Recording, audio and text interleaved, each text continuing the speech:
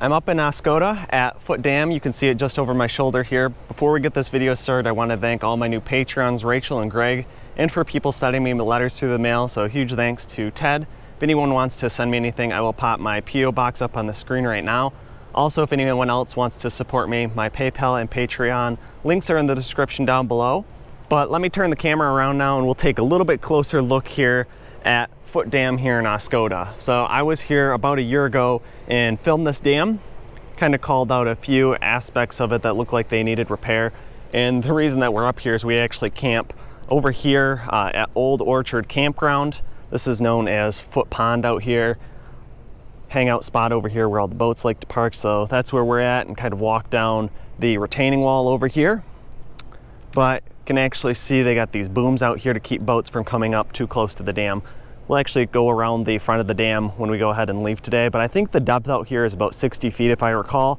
We'll take a look at that, like I said, when we go ahead and leave on the boat and get a view from the front of Foote Dam here. So one of the areas that I was looking at last year is over here. You can see this concrete is starting to spall right here, right next to the gates. So there's a little bit of that spalling happening here. Looks like some spalling happened here and they dug this out and put a patch on it. I don't recall these being here last year, these pipes with this electrical box. I'm guessing this is some kind of sensor, water sensor, to determine how much the height the water is out here. Their powerhouse is over here, and it looks like they have 3 gates going into that powerhouse, as well as they have 3 gates over here on the spillway side. So these are Tanner gates. We'll go over here on the other side and take a look at those. Jessica's out here with me today, my wife, so she decided to take a walk and come down the retaining wall for a view of the dam. So here's up at the top of the dam. You can see there are 2 giant winches that they use to raise and lower those Tanner gates. And over here, they actually have an overhead crane. I'm guessing they have gates that are down in here, and they use that overhead crane to raise and lower those to allow water to flow into the powerhouse.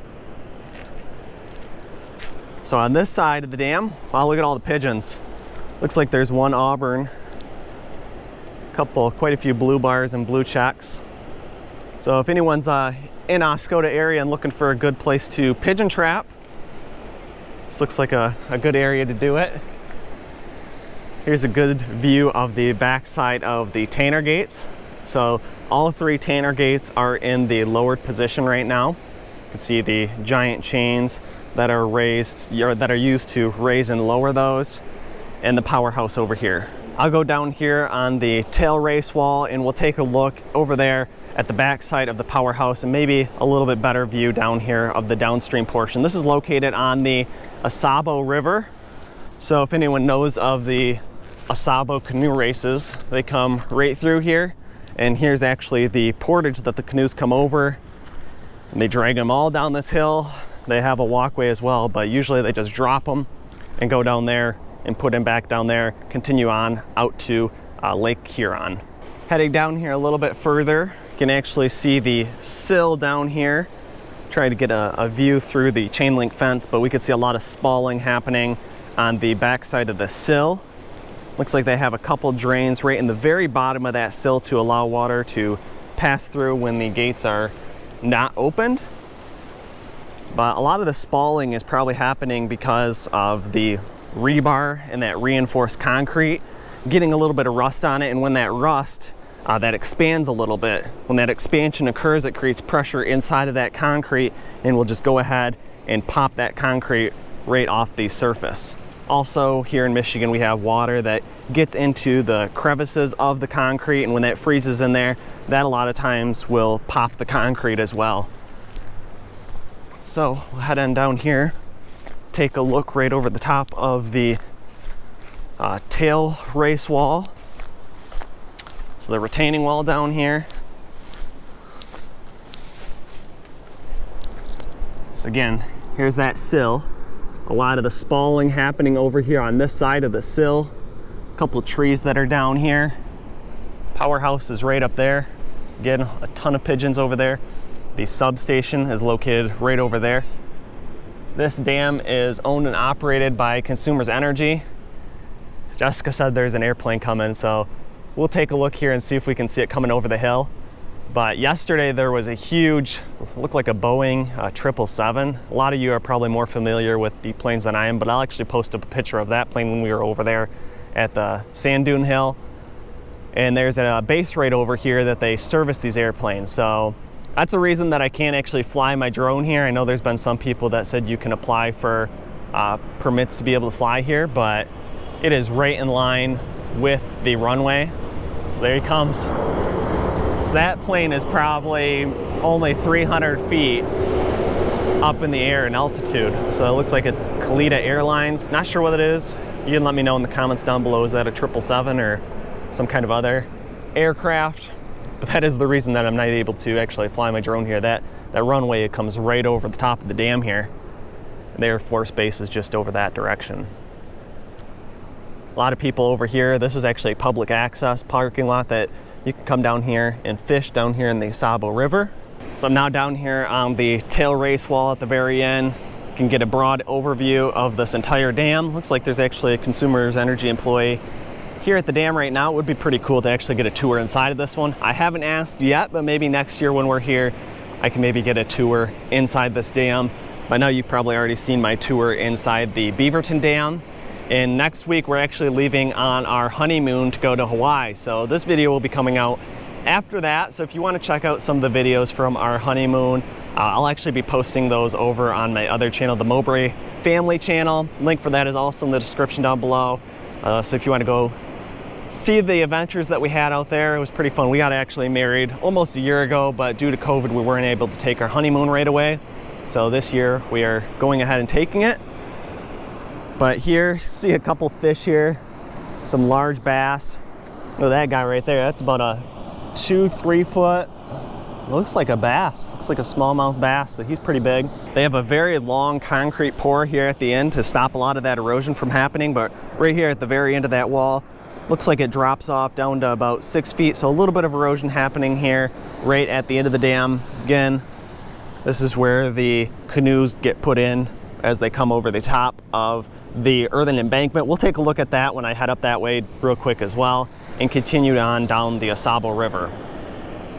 So over here is the water that's actually coming out of the powerhouse. The powerhouse is right there, and like I said, there's 3 turbines in that powerhouse. We'll walk up this way a little bit further, see a little bit more spalling here on the tail race wall. Looks like they maybe did pour a new slab right down here, right along the tail race wall, but didn't bring it up to the full height. So a little bit more spalling up here on the side. Looks like at every joint there's a decent amount of spalling, so probably just that water getting in there, freezing during the winter time, and cracking it out. But we can see right here too, there is a little bit of rebar in here, so that is rusting and furthering that spalling even further. So right up here at the sill, you can actually see a couple of their drains that they have that is draining the water from that side of the sill over to this side. And it looks like they have 3 drains in the very bottom of the spillway. So those are pass-through drains that allowed them to build this dam in the first place. They could open those pass-through drains and allow the water from that side of the dam to continue passing through here while they built these up a little bit further. So these are Tanner gates. These were just removed off Edenville Dam this week. And all the dams down there on the 4 lakes are actually going to be converted to Crest Gates. So these Tanner gates go ahead and pivot around that central point and rotate up around those chains. The Crest Gates actually function kind of opposite. I'll actually post up a picture of this, but the water flows over the top of the Crest Gates versus under the Tanner gates. And that's helpful because if there's any debris that piles up in front of the gates, it will just go ahead and pass over the top of the Crest Gates versus getting stuck underneath these Tanner gates. You know, I could see a pretty bad situation if there was a tree that got wedged underneath the Tanner gate and they tried to lower the gate. That tree might be getting stuck underneath these gates and would not allow it to close any further. So pretty cool here checking out the Foote Dam. There is a lot of dams located here on the Oscoda River, but this is usually the one that we come to and check out because we are always in the area camping down here at least every year. But yeah, if we go back and look at the update that I did from last year, I don't see any repairs or any new updates that have been performed here at the Foote Dam. So hopefully in the next coming years we see a little bit of this repair work happening and this dam being reinforced a little bit more. I'll head back up to the top of the earthen embankment and we'll take a little bit closer look at that now. So walking down this wall, they have a steel sheet pile cutoff wall. Not sure how far this goes down, but that is running right here along the side of the earthen embankment. And here's the portage that the canoes would come over for the Oscoda canoe race. And up here on the top of the earthen embankment, we can actually see they have a gravel roadway right up here on the very top of it. A little bit out of breath after I just ran up that hill, so sorry, but this is actually the emergency spillway here. So if the water gets too high, it'll come over the top of that sheet pile cutoff wall that they have concrete poured along. Creates a nice little walkway, but that water will come up over the top of this earthen embankment and flow down this direction down into the Oscoda River.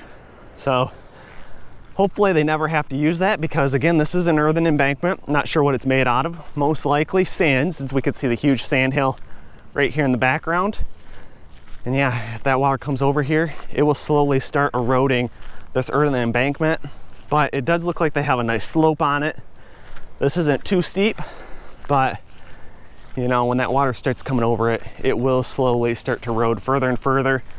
Saving grace is this steel sheet pile cutoff wall over here on the left-hand side.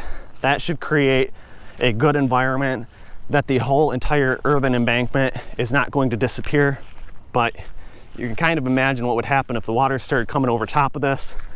It would slowly start eroding the backside of this more and more, even though it is covered in grass, and start back cutting further and further towards this wall. If it made it all the way back to towards this wall, it would start undermining that sheet pile cutoff wall. Depending on how deep it is, it could go all the way down and undermine this sheet pile cutoff wall completely and end up downstream. But that is kind of worst case scenario, and with proper dam management and water level, keeping the correct water level over here, hopefully that will never happen and we never have to experience something like that like happened down in Wixom Lake on Edenville Dam, and then ended up happening and cascading down to Sanford Dam. So like I said, now when we go ahead and we leave here today, I'm going to go ahead, we're going to take the boat right in front of the dam and we'll get a nice shot right here of the front of Foote Dam. For some reason I lost the audio on this portion of the video, so I'm just going to go ahead and provide a little bit of voiceover as to what I was talking about. The depth out here in front of the dam was about 60 feet. We can see the 3 spillways over on the left-hand side with those Tanner gates, and then the 3 spillways over here on the right-hand side that are entering the powerhouse. They have this boom out in front of the dam, preventing any boats or canoes from going over the top of those spillways. And over here on the right-hand side, you can still just start to see that substation peeking out. So that is not the emergency spillway side. The emergency spillway is located over on the left-hand side. And out here behind the dam is Foote Pond. If you've enjoyed this video, make sure you go down below, hit the like button. Hopefully you're subscribed to the channel. If you're not, make sure you go down below and hit that subscribe button, and leave any questions and comments you have down below. If you want to see a tour of the powerhouse of the Foote Dam, make sure you let me know, and hopefully we can maybe make that happen next year. And until the next one, I'll see you then. Thanks for watching, and make sure you hit the thumbs up button if you enjoyed this video. Also make sure you subscribe so you don't miss the next videos I will be posting, and leave your questions, comments, and suggestions below. As always, I just want to give a massive thanks to the people who support me on Patreon. Never underestimate the value of your contribution to keeping this channel going. Thank you.